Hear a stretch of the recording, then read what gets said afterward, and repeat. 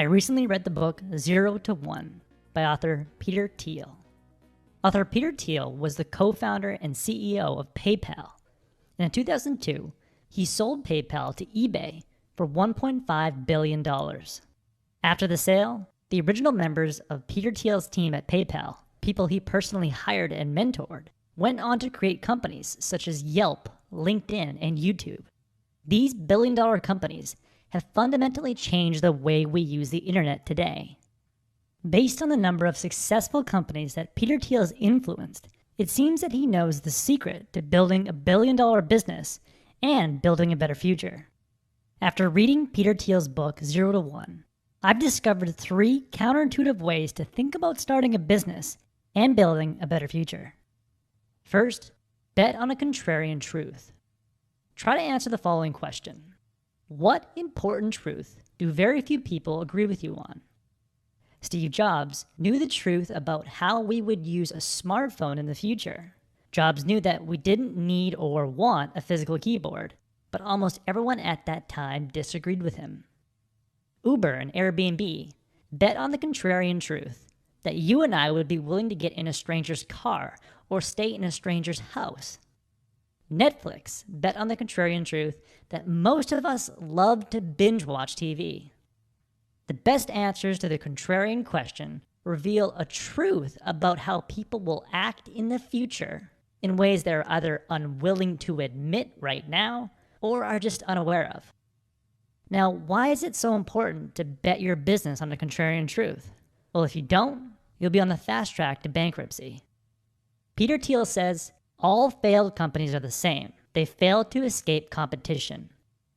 When you bet your business on a contrarian truth, you'll dramatically increase your odds of avoiding competition, mainly because most people will think you're crazy and ignore you long enough for you to build a significant lead in a particular market that will make it hard for anyone to catch you.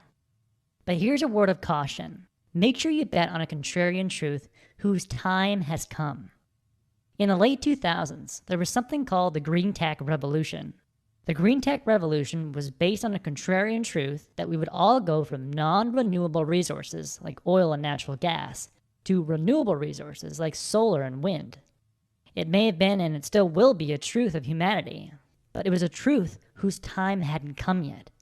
Solar panel technology wasn't where it needed to be to make the Green Tech Revolution feasible at that time. So before starting a business, ask yourself, is my success dependent on outworking the competition or being courageous enough to bet on a contrarian truth whose time has come? Counterintuitive business mindset number 2. If you want to start a big business, start by dominating a small market. When Jeff Bezos started Amazon, he had the idea of creating an everything store. But he didn't start by building an everything store. Instead, he focused on dominating a small niche market. That niche market was online book sales. It was a great initial market to dominate because all books are roughly the same size and shape, so they're easy to ship. Plus, book readers are a great target market because they're well educated and typically have disposable income that they would be able to spend on future goods that Bezos would offer in his everything store. Because Jeff Bezos could dominate a small niche market, he could generate enough cash flow free of competition to help fund his expansion into adjacent markets, like online CD and DVD sales. And he had the infrastructure in place to go on to dominate those markets. When starting your business, don't try to get 1% of a billion-dollar market. Instead, try to get 80% of a million-dollar market. Author Peter Thiel says, whoever is first to dominate the most important segment of the market with viral potential will be the last mover in the whole market. Counterintuitive business mindset number 3. Strive to be a monopoly.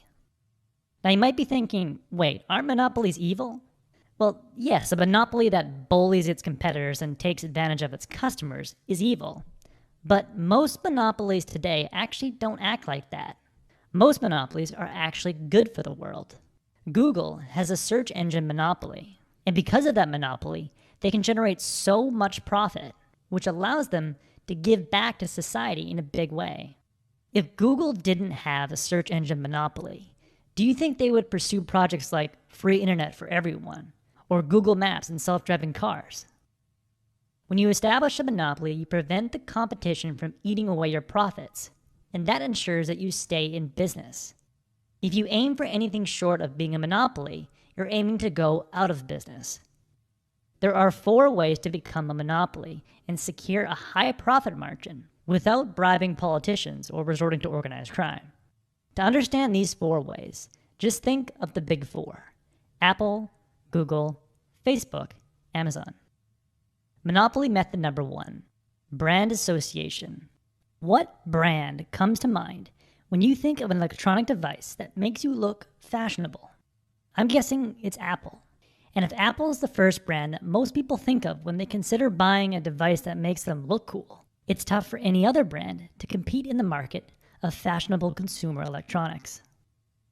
Monopoly method number 2, proprietary technology. Why do the majority of people use Google instead of Bing? Well, personally, I use Google instead of Bing because I feel that my search results are 10 times better on Google.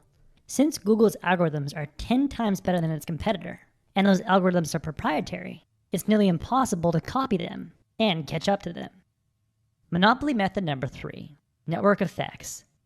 Why do you use Facebook or Instagram over other new and probably better designed social media platforms? I'd guess it's because most of your friends are already on Facebook or Instagram and are unlikely to switch to a new platform. The more people on the Facebook or Instagram network, the harder it is to compete with them. Monopoly method number 4, economies of scale.